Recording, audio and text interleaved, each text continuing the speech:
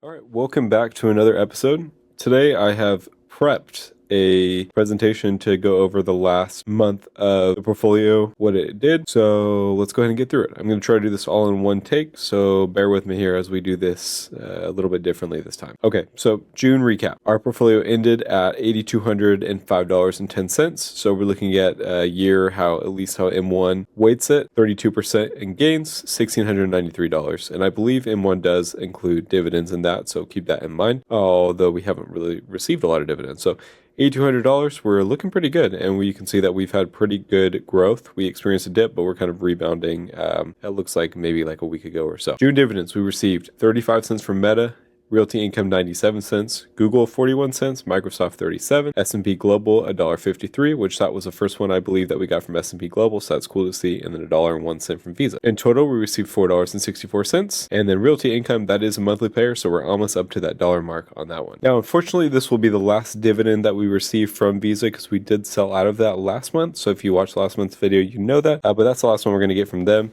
But we did rotate that into other positions, so let's go ahead and go into that. So positions exited this last month. Dutch Bros, I think I exited right after the end of the last episode. I'd have to go back and check, but I'm pretty sure it was right after that. I just decided that it was such a small position, just waiting for it to grow. It is kind of over paid for. It's trading at a premium right now, so I didn't really want to stick around in that one for too long, and it's not really paying me while I wait. So I wanted to rotate into the main philosophy of the portfolio, which is to have high growth compounders that are also paying a small dividend while you wait. So Dutch Bros sold at a 1 to 2% gain. That was $78 back into the portfolio. Harmony, we sold at a small loss, $363.63, which I believe I did about 3 weeks ago or so, towards the beginning of June. And I just checked this morning, it's trading about the same thing that I sold it at. So not really a big deal. I think I sold at $34 a share, and I think my average price was at like 35. So it's not a huge deal. And then AMD, I sold that one at 150% gain. And again, I didn't have a ton of AMD in this account, but that is $401.27 back. I do carry AMD in my other account, so I will still hold on to that for a little while. But for this account, again, I just am focused on growth and dividends. So maybe in the future, if I have a little bit more money to play around with, I could reconsider that. But I believe they are a little bit inflated right now as well. So I just decided to take profit when that stock got to $550. So 3 positions exited. That's $843.74 back into the portfolio. And then I only hold now 2 non-dividend stocks. So total deposits, we deposited $300. So that $300 plus the amount for the positions exited, we had a $209.92 for Vici, $205.23 to Realty Income, $244.91 to Meta, and $50.73 to Microsoft. Now, Microsoft, I'd like to start adding a little bit heavily. I believe it just reached a 52-week low, or at least that was something that I saw recently that they're near that low. So I would like to keep adding because I really do believe that Microsoft is going to make a huge rebound, and I'll probably just wish that I bought even more than I already have. Now, I did start one new position, which kind of goes against what I just said about having positions that pay me a dividend while I wait. However, I believe the next position is just kind of too good of an opportunity to miss, and that position is CoreWeave.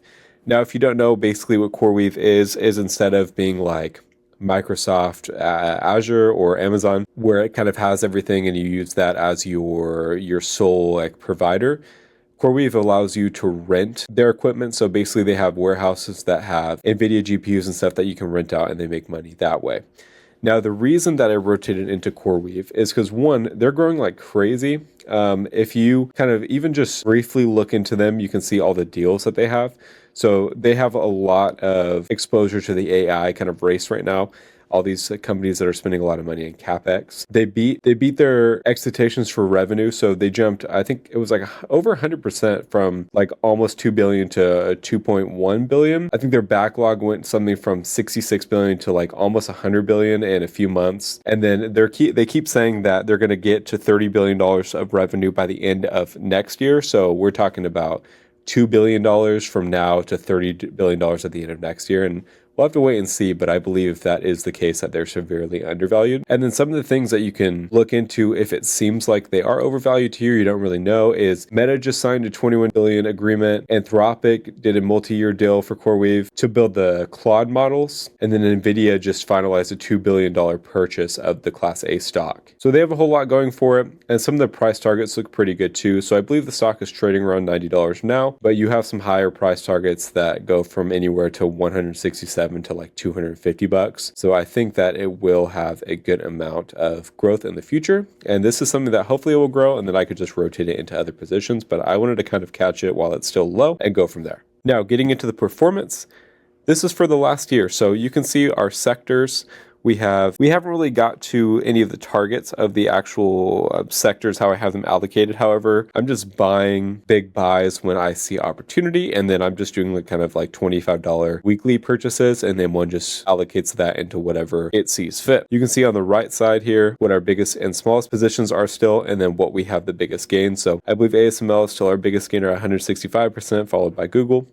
And then our biggest loser right now is actually CoreWeave, which is unfortunate, but that's okay. We'll keep dollar cost averaging into that one. And as I get cash, I'll probably just keep adding to that one. Now, last but not least, the Robinhood account. We still have those 200 shares from the Honest stock at an average cost of $2.99. Current price is $3.78. In fact, I think it was actually $3.79 last time I checked. So we're looking at a 26% gain right now, which equals $160. But I am still selling contracts on those, just getting some extra premium. Right after the last video ended, I did sell 2 contracts at $18 a contract for a $36 premium.